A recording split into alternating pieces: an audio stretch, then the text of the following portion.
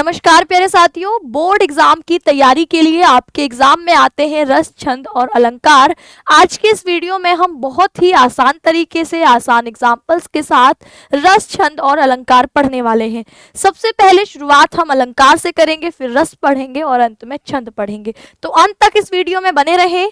सबसे पहले देखते हैं भाई अलंकार होता क्या है। अलंकार यानी जैसे किसी स्त्री की सुंदरता को उसके आभूषण बढ़ाते हैं, ऐसे ही जब हम कविता कामिनी, कविता रूपी स्त्री की बात करें, इसके सौंदर्य को और अधिक प्रभावशाली, आकर्षक बनाने वाला जो अवयव है, यही क्या कहलाता है, अलंकार। तो यानी जैसे स्त्रियों के आभूषण, ऐसे ही कविताओं का जो आभूषण है वह अलंकार कहलाता है। अलंकारों के दो भेद हैं।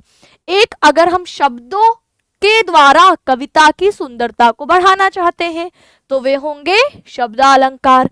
अगर हम कविता में अर्थ के माध्यम से सुंदरता बढ़ा रहे हैं तो आपके जब अर्थ के माध्यम से काव्य में चमत्कार उत्पन्न हो तो अर्थालंकार, अगर शब्द के माध्यम से काव्य में चमत्कार हो, सौंदर्य बढ़े, तो वो शब्दालंकार। सबसे पहले प्यारे बच्चे शब्दालंकार को समझें। शब्द या ध्वनि के द्वारा जो सौंदर्य चमत्कार उत्पन्न होता है, जहां हम शब्द या एक विशेष ध्वनि वर्ण को ध्यान में रखते हैं तो वह शब्दालंकार कहलाता है। शब्दालंकार के पहले भेद के रूप में आप अनुप्रास को समझते हैं। तो अनुप्रास को समझे सबसे पहले। तो आपने अलंकार एक आभूषण जो कि काव्य की सुंदरता को बढ़ाता है। दो भेद हैं, शब्दालंकार, अर्थालंकार। शब्द के माध्यम से काव्य की सुंदरता बढ़ती है। तो अब हम शब्दालंकार के भेदों को पढ़ रहे हैं। इसमें सबसे पहला है अनुप्रास।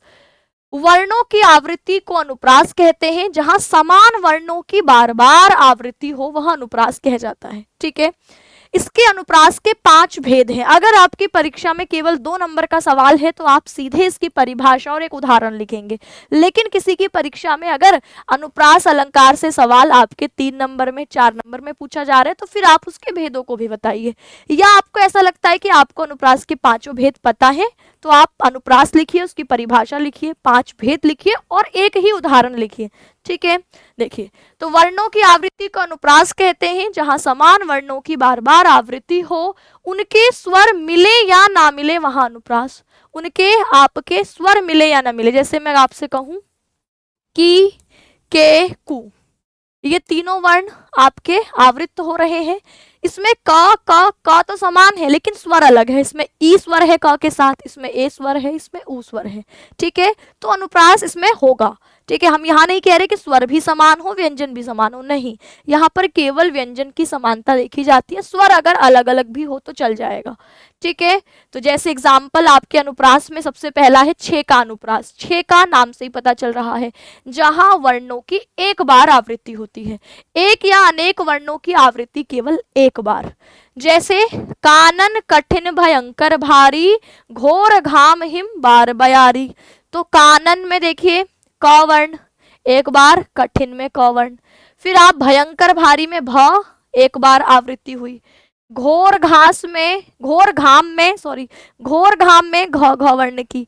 ठीक है। बार बयारी में ब वर्ण की।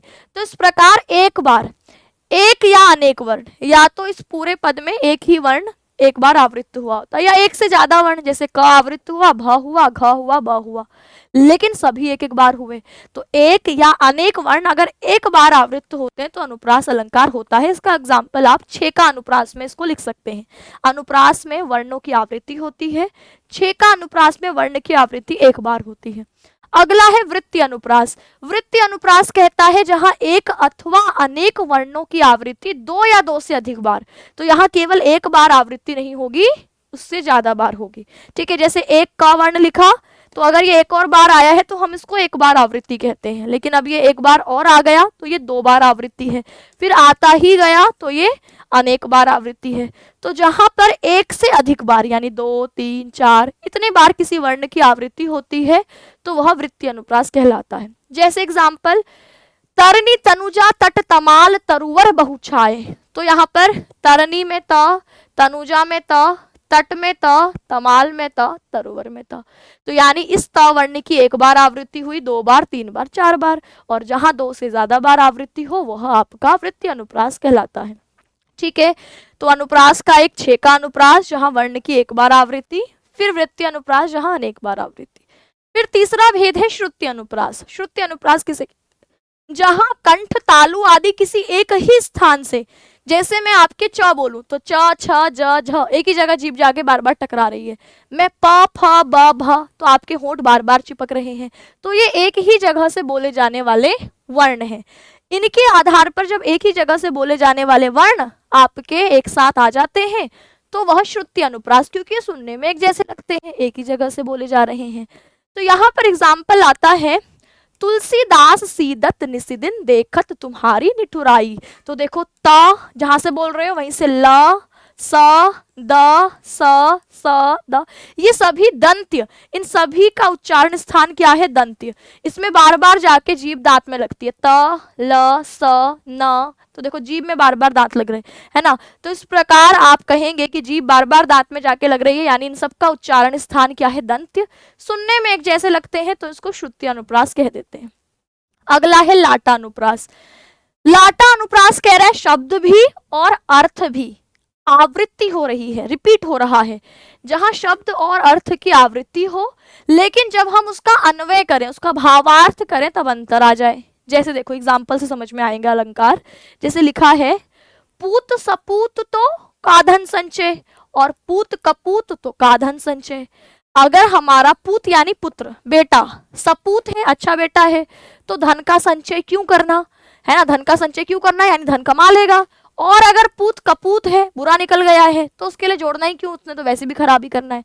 तो यानी यहाँ पर पूत पूत, तो का धन संचय, तो का धन संचय, देखो एक समान शब्द और अर्थ आवृत्त हुआ है, लेकिन अन्वय करने पर दोनों लाइनों का अर्थ इसका और इसका अलग अलग निकल रहा है। तो ये लाटा अनुप्रास के एग्जाम्पल में आप देखते हैं। अगला देखते हैं अंत्य अनुप्रास। अंत्य मतलब जहां पर अंतिम वर्ण एक जैसे हों, जैसे जब छंद के शब्दों के अंत में समान स्वर व्यंजन की आवृत्ति होती है तो अंतप्रास। कहत नटत रीझत खीजत मिलत खिलत लजियात, भरे भौन में करत हैं नैनन ही सो बात। कहत नटत रीझत खीजत मिलत खिलत लजियात, भरे भौन में करत हैं नैनन ही सो बात। तो ये देखो अंतिम वर्ण में लजियात और बात एक जैसे लग रहे हैं। बिहारी का दोहा है ये कि आपके एक भवन में जहां पर बहुत सारे लोग हैं, वहां पर नायक और नायिका आंखों ही आंखों में बातें कर रहे हैं। ठीक है, नायक कहता है आके मिलो, नायिका नटत मना कर देती है। नायक नायिका के मना करने के भाव पर रीझ जाता है, इस बात पर नायिका खींच जाती है उससे, है ना, गुस्सा हो जाती है। फिर दोनों की आंखें मिलती हैं, मिलते ही दोनों के चेहरे खिल जाते हैं और फिर दोनों को शर्म आती है, क्योंकि भरे भवन में वह एक दूसरे से आंखों में आंखों डाल के बात कर रहे हैं, तो इसलिए कहते हैं भरे भवन में करत है नैनन हुई सो बात। तो ये देखो आपके अंत्य वर्ण एक जैसा लग रहा है, तो यहाँ पर आप इसको अंत्य अनुप्रास कहते हो। ठीक है, तो यहाँ पर आपने इसके भेद देखे। पहला हमारे पास कौन सा, छेका अनुप्रास, दूसरा वृत्ति अनुप्रास, तीसरा श्रुति अनुप्रास, चौथा लाटा अनुप्रास और पांचवा आपने देखा अंत्य अनुप्रास। तो ये अनुप्रास के 5 भेद होते हैं। आप इन पांचों के केवल नाम लिखकर एक उदाहरण लिख सकते हो, ये भी लिख दोगे, कहत नटत रीझत खीजत मिलत खिलत लजियात, भरे भवन में करत है नैनन ही सो बात। ये एग्जाम्पल भी आपका चल जाएगा, सिर्फ 5 के भेद और ये उदाहरण लिखकर बोलो वर्ण की आवृत्ति, अंतिम वर्णों की आवृत्ति होने के कारण यहाँ पर अंत्य अनुप्रास या अनुप्रास अलंकार भी है, तो आपका अनुप्रास अलंकार हो जाता है। अगले अलंकार पर चलते हैं जिसका नाम है यमक। यमक अलंकार क्या है, यमक का अर्थ है दो, जहां पर एक शब्द एक जैसा 2 बार आ रहा है लेकिन दोनों बार अर्थ अलग है। जब किसी शब्द की आवृत्ति 2 या 2 से अधिक बार हो और उसके अर्थ दोनों बार अलग अलग हो। 3 बेर खाती थी वो 3 बेर खाती है, 3 बेर खाती थी, 3 टाइम खाती थी वो, है ना। तो बेर पहले शब्द का 3 टाइम और 3 बेर खाती है मतलब फल, जो बेर का फल होता है वो 3 बार खाती है। तो यानी यहाँ पर बेर शब्द 2 बार आया, दोनों बार अर्थ अलग है। जैसे आप कहते हैं काली घटा का घमंड घटा, तो घटा घटा एक है काली घटा यानी काले बादल का, घमंड घटा यानी कम हुआ। तो ये आपके बचपन में आप 10वीं तक आपने ये एग्जाम्पल याद करे होंगे। अब एग्जाम्पल आपका थोड़ा अलग होता है कि कनक कनक ते 100 गुनी मादकता अधिकाय, या खाए बौराए जग वा पाए बौराए। तो इस एग्जाम्पल को लिखकर आप पहले कनक शब्द का अर्थ करते हो धतूरा, दूसरे का करते हो स्वर्ण। तो धतूरे से भी अधिक मादकता किसमें है कहोगे, स्वर्ण में, सोने में। ठीक है, आपके कि जो आपका धतूरा है, इसको खाकर इंसान बोरा जाता है, पागल हो जाता है, दिमाग काम नहीं करता। लेकिन सोने को तो पाकर ही, वह पाए बोरा है, पाकर ही बोरा जाता है। तो इसीलिए दोनों कनक शब्द के अर्थ में भिन्नता होने से यहाँ पर आप यमक अलंकार कहते हैं। अगला आता है शब्द अलंकार का तीसरा भेद, जिसको आप श्लेष अलंकार, श्लेष यानी चिपकना। शब्द एक है, अर्थ एक से ज्यादा है, एक ही शब्द में एक से ज्यादा अर्थ निकलने पर श्लेष अलंकार होता है। श्लेष का अर्थ चिपका हुआ, जब किसी पंक्ति में एक ही शब्द के अनेक अर्थ हों। जैसे रहीमन पानी राखिए, बिन पानी सब सून, पानी गए ना उबरे, मोती मानुष चून। तो ये जो पानी जितनी बार आया है, इसके तीन अर्थ हैं। ठीक है, इस पानी के हर बार पानी के तीन अर्थ हैं।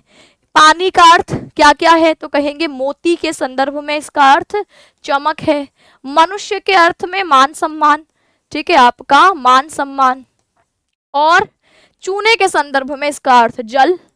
तो यहाँ पर रहीमन कहते हैं आपके कि पानी को बचा के रखिए, क्योंकि पानी के बिना सभी कुछ सूना है। पानी से जाने से मोती अपनी चमक खो देगा, है ना, चूना सूखकर पानी के बिना बेकार हो जाएगा। ठीक उसी प्रकार मान सम्मान खो जाने को मनुष्य के जीवन में कहा कि आपके पानी रहे ना सब सून। तो इसलिए आपके मोती की चमक, मनुष्य की इज्जत और चूने के साथ जल, इस एक पानी शब्द के हर बार तीन अर्थ निकल रहे हैं, तो ये श्लेष अलंकार होता है। तो आपने शब्द अलंकार में तीन, अनुप्रास अलंकार, दूसरा हमने यमक और तीसरा श्लेष पढ़ा। अब आ जाते हैं अर्थ अलंकार में। जब किसी काव्य रचना के सौंदर्य चमत्कार का आधार अर्थ हो, अर्थात अर्थ पर आश्रित अलंकार अर्थ अलंकार। इसका पहला ही भेद है उपमा अलंकार। एक वस्तु की तुलना उसके समान धर्म के आधार पर दूसरी वस्तु से की जाए। तुम्हारा मुखड़ा चांद सा सुंदर है, तुम्हारा मुखड़ा भी सुंदर है, चांद भी सुंदर है, तुलना कर दी सा शब्द से, तुम्हारा मुखड़ा चांद सा सुंदर है। तो ये उपमा अलंकार, जहां एक जैसे गुण के आधार पर दो चीजों में तुलना करी जाती है। जिसकी तुलना की जाती है उपमेय, मुखड़े की तुलना करिए उपमेय, जिससे तुलना की जाए उपमान, चांद उपमान है, तो चांद सा सुंदर मुखड़ा है, और मुखड़ा क्या है, उपमेय। सा शब्द से पता चल रहा है तुलना की जा रही है, वाचक शब्द है। दोनों का जो कॉमन समान गुण धर्म है वो है सुंदरता। इसके एग्जाम्पल में याद करिए, सागर सा गंभीर हृदय हो, सागर सा गंभीर हृदय हो, गिरी सा हो ऊंचा जिसका मन।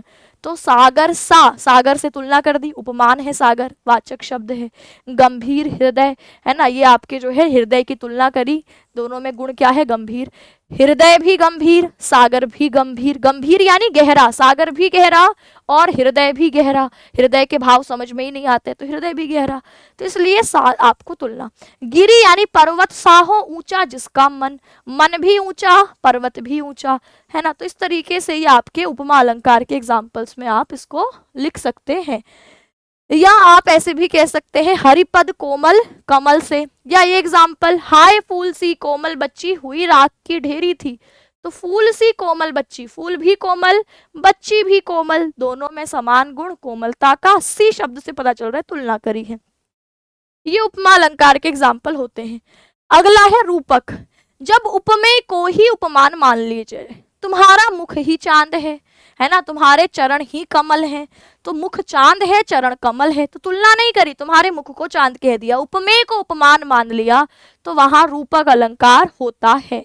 एग्जाम्पल, बीती विभावरी जागरी, अंबर पनघट में डुबो रही, तारा घट उषा नागरी। तो कहेंगे, एक सखी दूसरी सखी को जगाती है, कहती है विभावरी यानी रात बीत चुकी है, अरे जाग जा रात बीत चुकी है। फिर कहती है अंबर पनघट, तो यहाँ अंबर मतलब आकाश, पनघट यानी जहां से आप पानी भरते हैं, है ना, तालाब वगैरह हो गया। तो अंबर को पनघट कह दिया, आकाश को पनघट कह दिया। तारे, तारे आकाश में अब डूब रहे हैं, तो तारों को कह दिया घड़ा, है ना, जैसे घड़ा पानी में डूबता है, तो ऐसे ही तारे आकाश में डूब रहे हैं। और उषा, जो सुबह सुबह की आकाश की लालिमा है, उसमें तारे अब छुप रहे हैं, उसको कह दिया नागरी यानी स्त्री। तो इस प्रकार अंबर रूपी पनघट में तारे रूपी घड़े को उषा रूपी स्त्री डुबो रही है। तो ये आपके अंबर पर पनघट का, तारों पर घड़े का और उषा पर स्त्री का आरोप करने के कारण, उपमेय को उपमान मानने के कारण रूपक अलंकार होता है। अब है उत्प्रेक्षा। इसके स्पष्टीकरण को आप यहाँ से पढ़ सकते हैं। उत्प्रेक्षा अलंकार संभावना जहां पर जताई जाती है। जब उपमेय में उपमान की कल्पना या संभावना, इसकी पहचान होती है मनहु, मानो, जानो, जनो। एग्जाम्पल, सोहत ओढ़े पीत पटु श्याम सलोने ज्ञात, मनहु नील मणिशैल पर आतप परियो प्रभात। श्री कृष्ण ने जो ये आपके शोभा देने वाला पीत पटु यानी पीला वस्त्र पहन रखा है अपने सांवले सलोने गात यानी शरीर पर, तो मनहु, मनहु शब्द देखो, मनहु यानी मानो, ऐसा लगता है नीलमणि पर्वत पर, शैल मतलब पर्वत का पर्यायवाची, नीलमणि पर्वत पर आतप यानी धूप, परियो प्रभात, प्रभात की धूप, जैसे नीलमणि पर्वत आपका सांवला है, उस पर सुबह सुबह की धूप पड़ी हो, ऐसे कृष्ण पीले वस्त्रों को पहनकर शोभा दे रहे हैं। तो यहाँ पर संभावना जता रही कि मानो, मानो ऐसा लग रहा है नीलमणि पर्वत पर सुबह सुबह के धूप का प्रकाश पड़ रहा है। तो ये आपका संभावना से संबंधित उत्प्रेक्षा अलंकार होता है। संदेह अलंकार क्या है? जहां पर किसी वस्तु को देखकर संदेह या संशय बना है, जैसे सारी बिच नारी है कि नारी बिच सारी है, सारी ही की नारी है कि नारी ही की सारी है। देखकर समझ ही नहीं आ रहा, इतने उपमेय और उपमान में इतनी समानता है कि दोनों एक ही लग रहे हैं। कभी लग रहा है ये टीना है, कभी लग रहा है मीना। टीना और मीना की हाइट बिल्कुल, लंबाई बिल्कुल बराबर, ठीक है, मोटाई बिल्कुल बराबर, ठीक है, देखने में लगभग एक जैसे, दूर से आ रहे हैं तो कभी लगता है टीना है, कभी लगता है मीना है, तो ये संदेह की स्थिति है। तो ऐसे ही सारी बिच नारी है कि नारी बिच सारी है कि सारी ही की नारी है कि नारी ही की सारी है, संदेह अलंकार की स्थिति होगी। ठीक है, तो ये अलंकार आपने पढ़े, शब्दालंकार, अर्थालंकार। शब्दालंकार में मैंने आपको बताया सबसे पहले अनुप्रास, फिर यमक, फिर श्लेष। अर्थालंकार में हमने करा सबसे पहले उपमा अलंकार, उपमा अलंकार के बाद हमने जाना रूपक अलंकार, फिर उत्प्रेक्षा और फिर संदेह। आइए अब चर्चा कर लेते हैं रसों पर। ठीक है, अब हम आपके रस पढ़ने जा रहे हैं, तो सभी साथी तैयार होंगे। देखिए, काव्य में रस और छंद और अलंकार, इनकी बात होना ऐसा हो ही नहीं सकता। रस, छंद, अलंकार तीनों कविता के अंग हैं। तो रस क्या होता है? तो कहेंगे कविता, कहानी, नाटक आदि को पढ़ते व देखते समय जो भाव हमारे मन में है, जो अनुभूति हम महसूस करते हैं, है ना। कोई आपने हॉरर फिल्म देखी, फिल्म देखते वक्त तो डर लग रहा है, लेकिन उस डरने के बाद भी आपको उस फिल्म को देखकर मजा आया है, तो ये जो मजा आना है वही क्या है? रस है ना। तो इस किसी कहानी को पढ़ा, कहानी को पढ़कर आंसू निकले जा रहे हैं, आंखों से निकले जा रहे हैं, फिर आप कहते हो यार ये कहानी पढ़कर मजा आ गया, तो वो जो मजा आ गया कह रहे हो वही क्या है? साहित्य में आनंद की अनुभूति, जिसको हम रस कहते हैं। ठीक है, जिसको हमने क्या कहा है? रस। जैसे ये वाला भाव देख करके आपके मन में किसका भाव आ रहा है? तो कहेंगे श्रृंगार, प्रेम का भाव है। तो जहाँ प्रेम का भाव है वहाँ श्रृंगार रस है। ऐसे ही आप देखेंगे, इसको देखकर आपके मन में उत्साह है ना। जैसे बाहुबली को देखकर ऐसा लगता है, बाहुबली जब दुश्मनों की गर्दन पर तलवार रखता है तो आपके अंदर भी वही एक्साइटमेंट है, हाँ हाँ हाँ, काट दो इसका गला, है ना, मारो इसको घूसा, यहीं से उठा के फेंक दो। तो वो जो आपके मन में उत्साह है वो वीर रस के कारण है। ऐसे ही आप देखते हैं, ये फिल्म देखते वक्त आप क्या है? हंसने लगते हैं तेज तेज, है ना, जबकि ये फिल्म कब शूट हो चुकी है, कितनी बार आपने देख ली, जब भी आप देखोगे फिर भी हंसी आएगी। तो ये क्या है? ये हास्य रस है।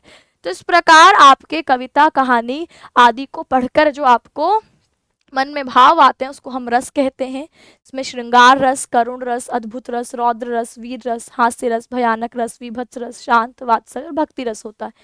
इनके अपने अपने स्थायी भाव भी होते हैं। एक एक करके सभी रसों को अगर हम समझें, तो सबसे पहले जो हमारे पास रस है, इनका नाम है श्रृंगार रस। इसकी परिभाषा लिखेंगे, जब किसी काव्य में प्रेम, आकर्षण या सौंदर्य का भावनाएं व्यक्त होती है तो उसे श्रृंगार कहते हैं। जैसे श्रद्धा मनु आप पढ़ते हैं, तो दोनों के बीच प्रेम का भाव है तो वह श्रृंगार रस का एग्जाम्पल हो जाएगा। ऐसे श्रृंगार रस के दो भेद होते हैं, एक आप कहते हैं संयोग श्रृंगार और एक आप कहते हैं वियोग श्रृंगार। ठीक है,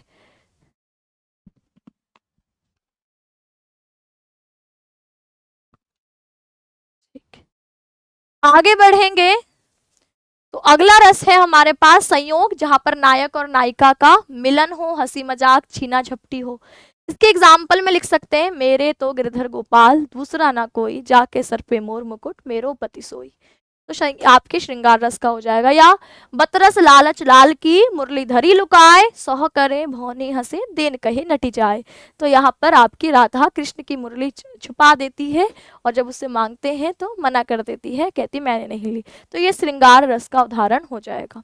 ठीक है, वियोग श्रृंगार में आप नायक नायिका का विरह, इसके एग्जाम्पल में डालेंगे, हे खग मृग हे मधुकर, श्रेणी तुम देखी सीता मृगनयनी। तो जब सीता का हरण हो चुका है और राम उसको वन में खोज रहे हैं, तो हर पक्षी, हर पशु, हर भंवरे के श्रेणियों के पास जाकर कहते हैं कि तुमने मृग के समान नैनों वाली सीता को देखा। तो ये आपके वियोग की स्थिति को दिखाता है। वीर रस में कहते हैं जब काव्य में वीरता, शौर्य या साहस का चित्रण, जैसे रणबीच चौकड़ी भर भर कर चेतक बन गया, निराला था राणा प्रताप के घोड़े से पड़ गया हवा का पाला था। तो ये आप कहेंगे वीर रस का एग्जाम्पल है ना। चढ़ चेतक पर तलवार उठा करता था भूतल पानी को, राणा प्रताप सर काट काट करता था सफल जवानी को। तो ये किसका एग्जाम्पल, वीर रस के एग्जाम्पल में डालेंगे। फिर देखेंगे आगे हास्य रस का। जब कविता या कहानी में हास्य या मजाक का भाव होता है तो हास्य रस है। इसका उद्देश्य पाठक को हंसाना। बुरे समय को देखकर गंजा तू क्यों रोए, किसी भी हालत में तेरा बाल तो न बाका होए। तो ये आपको पढ़कर हंसी आती है, तो ये हास्य रस का एग्जाम्पल में आप डाल सकते हैं। करुण रस, जब किसी साहित्य में दुख, पीड़ा, करुणा का भाव प्रकट हो तो उसको हम करुण रस कहते हैं। हुआ ना यह भी भाग्य अभागा, किस पर विफल गर्व अब जागा, जिसने अपनाया था त्यागा, रहे स्मरण ही आते सखी वो मुझसे कहकर जाते। गौतम बुद्ध के बाद जाने के बाद जो यशोदा की स्थिति है वो पता चलती है। तो करुण रस का भाव यहाँ पर है। यह दूसरा एग्जाम्पल, अभी तो मुकुट बंधा था, माथ हुए थे कल ही हल्दी के हाथ, खुले भी ना थे लाज के पोल, खिले थे ना चुंबन शून्य का पोल। तो ये करुण रस की स्थिति के एग्जाम्पल में आप डाल सकते हैं। अद्भुत रस, जब किसी रचना में आश्चर्यजनक या अद्भुत घटनाओं का वर्णन होता है तो उसे अद्भुत रस कहते हैं। जैसे देख यशोदा शिशु के मुख में सकल विश्व की माया, क्षण भर को वह बनी अचेतन, हिल सकी न कोमल काया। तो ये आश्चर्य के भाव का वर्णन करता है। ठीक है, तो ये आपके रस से संबंधित एग्जाम्पल्स आपने देखे। तो रस का उद्देश्य है पाठक या श्रोता को उस भावना को अपने भीतर महसूस करके उससे जुड़ना, उसको जुड़ाना। ठीक है, तो अब हम आ जाते हैं आपके छंद पर। यहाँ तक सभी क्लियर है सबको? ठीक है, यहाँ तक आपको सभी को क्लियर होगा। अब हम आ जाते हैं आपके छंद वाले टॉपिक पर। ठीक है, छंद क्या है? तो छंद शब्द छद धातु से बना है, जिसका अर्थ है आच्छादित करना, ढकना, कवर करना, है ना। तो छंद के द्वारा हम कविता में अक्षरों और वर्णों की संख्या और क्रम को निश्चित करते हैं कि इस वाला दोहा छंद होगा तो वर्णों की संख्या इतनी होगी और क्रम इस प्रकार से होगा। आपका चौपाई होगी तो वर्ण मात्राओं की संख्या इतनी होनी चाहिए। इंद्र वज्रा छंद है तो वर्ण इस क्रम में आएंगे। तो इस प्रकार जहाँ पर अक्षरों या वर्णों की मात्राओं की गणना और क्रम को निश्चित करके रख लिया जाए वह छंद होता है। कविता में इससे गेयता लाई जाती है ना। इससे क्या होता है? कविता में गेयता लेकर आई जाती है। तो आपके छंद देखिए, मात्रा के आधार पर जहां पर हम मात्राओं को गिनते हैं वे मात्रिक छंद, जहां पर वर्णों को गिनते हैं वे वार्णिक छंद, और जहां पर छंद का कोई नियम नहीं लागू होता उसको मुक्त छंद कहते हैं। ऐसी भी कविताएं आजकल देखने को मिलती हैं जिसमें वर्णों का क्रम या मात्राओं की संख्या में कोई निश्चित नहीं किया जा सकता। तो मात्रिक छंद का मतलब है जहां मात्राओं को गिन रहे हैं। जैसे आपने कोमल लिखा है ना, कोमल। अब आप देखेंगे कोमल में क के साथ ओ स्वर है, फिर म में अ स्वर है, फिर ल में अ स्वर है ना। तो अब इसमें जो आपकी ह्रस्व मात्राएं हैं उनको आप एक गिनते हैं। यहाँ पर सिर्फ स्वरों पर ध्यान देना, एक, यहाँ पर भी एक, और जो जिसको आप दीर्घ बोलते हैं जैसे आ, ई, उ, ए, आई, ओ, औ, ये सब दीर्घ है, इनको आप दो मात्रा के रूप में गिनते हैं। तो आपसे पूछेगा कोमल में कितनी मात्राएं हैं, तो आप इसको दो काउंट करेंगे, 2, 3, 1, 4, तो कुल 4 मात्राएं। आपसे बोलेगा इसमें वर्ण कितने हैं, तो फिर आप सिंपल वर्ण गिनेंगे, 1, 2 और 3। वर्ण 3 है लेकिन मात्रा कितनी है? 4 है ना। आपकी ऐसे ही रमेश शब्द में बोलोगे तो रमेश में अ है, र में म में एक ही मात्रा है, श में ए है। अ ह्रस्व है 1 मात्रा, ए दीर्घ है 2 मात्रा, अ 1 मात्रा। तो इसमें भी 4 मात्राएं हैं, 3 वर्ण है। ठीक है, और छंद मुक्त तो आपको पता चल ही गया। अब मात्रिक छंद के भी 3 प्रकार हैं, जिसको हम सममात्रिक, विषम मात्रिक, अर्ध सममात्रिक। सममात्रिक जहां छंद के चारों चरणों में मात्राओं की संख्या और नियम समान हो। विषम मात्रिक, चारों ही चरणों में छंद के नियम भी अलग, संख्या भी अलग। अर्ध सममात्रिक, जहां पर विषम जो आपके चरण है यानी पहले और तीसरे में एक समान नियम लग रहा हो, सम चरण यानी दूसरे और चौथे में एक समान नियम लग रहा हो, उसको हम अर्ध सममात्रिक, जहां आधे में समान नियम लग रहा हो। सबसे पहले जो आपसे पूछा जाता है वो पूछा जाता है यहाँ पर चौपाई। ठीक है, चौपाई छंद क्या है, तो कहेंगे यह एक सममात्रिक छंद है। सममात्रिक छंद है, इसमें 4 चरण होते हैं, प्रत्येक चरण में 16 मात्राएं होती हैं। ठीक है, तो यहाँ पर आपने लिखा इसका एग्जाम्पल, अनुचित उचित काज कछु होई, समुचि करी भल कह सब कोई, सहसा करी पाछे पछताई, कही वेद बुध तो बुध नाही। तो अब इसमें हम मात्राएं गिने, तो आप देखिए मेरे साथ गिनेंगे। हरस्व है 1 1 1 1, हरस्व 1 1 है ना, फिर ये का है तो दीर्घ 2, ज में अ है, क में भी अ है, छु में भी अ, हो में ओ की मात्रा है, गुरु ई भी गुरु। ठीक है, काउंट कर लीजिए इसको, 1 2 3 4 5 6 7 8 9 10 11 12 13 14 15 16। तो आप देखेंगे, इसको भी काउंट कर लीजिए, इसको भी। हर चरण में 16 मात्राएं होंगी। 16 मात्राओं वाला ये 4 चरणों का छंद जिसको हम चौपाई कहते हैं। अगला है दोहा। दोहा अर्ध सममात्रिक है। अर्ध सममात्रिक का मतलब है कि इस छंद के प्रथम और तृतीय चरण, पहले और तीसरे चरण में मात्राओं की संख्या 13 और जो दूसरा और चौथा यानी सम चरण है उसमें मात्राओं की संख्या 11। परिभाषा या आप इसका उदाहरण याद करेंगे, कागा काको धन हरई, कोयल काको दे, मीठे बचन सुनाए कर, जग अपनो कर ले। तो इसमें आप देखेंगे कि पहला और तीसरा चरण में 13 मात्राएं, दूसरे और चौथे चरण में 11 मात्राएं आप लिख देंगे।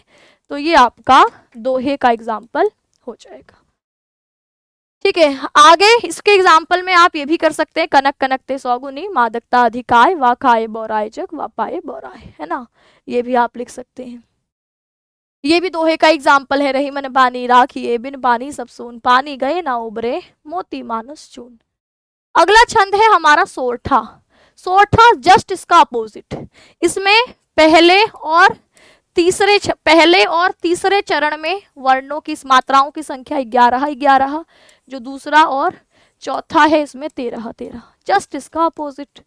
इसका एग्जाम्पल में, मूक होई वाचाल, पंगु चढ़े गिरिवर गहन, जासु कृपासु दयाल, द्रव सकल कलिमल दहन। ये इसके एग्जाम्पल में आप याद कर लेंगे। ठीक है, या और भी आपके सोरठे के एग्जाम्पल हैं। अगला है कुंडलियां। कुंडलियां में 6 पंक्तियां होती है। इसकी पहला जो होता है, पहली 2 पंक्तियां दोहे वाली होती हैं। ठीक है, बीच की 2 पंक्तियां रोला होती है, और रोले की शुरुआत उसी चरण से होती है जिस चरण से दोहे का अंत होता है, अर्थात दोहे का चौथा चरण रोले का पहला चरण बन जाता है, और अंतिम 2 पंक्तियां फिर रोले जैसी होती है। जैसे सांप कुंडली मारकर बैठता है, जहां से शुरू होता है वहीं पर उसका खत्म होता है, तो ऐसे ही ये छंद है। इसका एग्जाम्पल देखिए, साई शब्द से शुरू हो रहा है, आपका साई से शुरू हो रहा है। दोहे के चौथे चरण से रोले के पहले चरण की शुरुआत, सदा राखिए पास, सदा राखिए पास। तो ये एग्जाम्पल आप कुंडली छंद के तौर पर याद कर सकते हैं। तो प्यारे दोस्तों, आज की वीडियो में हमने रस, छंद, अलंकार जिस तरीके से आपको पेपर में लिखने हैं उस तरीके से इनकी परिभाषा और उदाहरण देखें। कमेंट सेक्शन में बताइए और किस टॉपिक पर आपको वीडियो चाहिए। आज की वीडियो कैसी लगी ये भी कमेंट में ज़रूर बताइएगा, और इसी तरीके की वीडियोस के लिए RW ट्यूशन क्लासेस चैनल को सब्सक्राइब करेंगे। नमस्कार।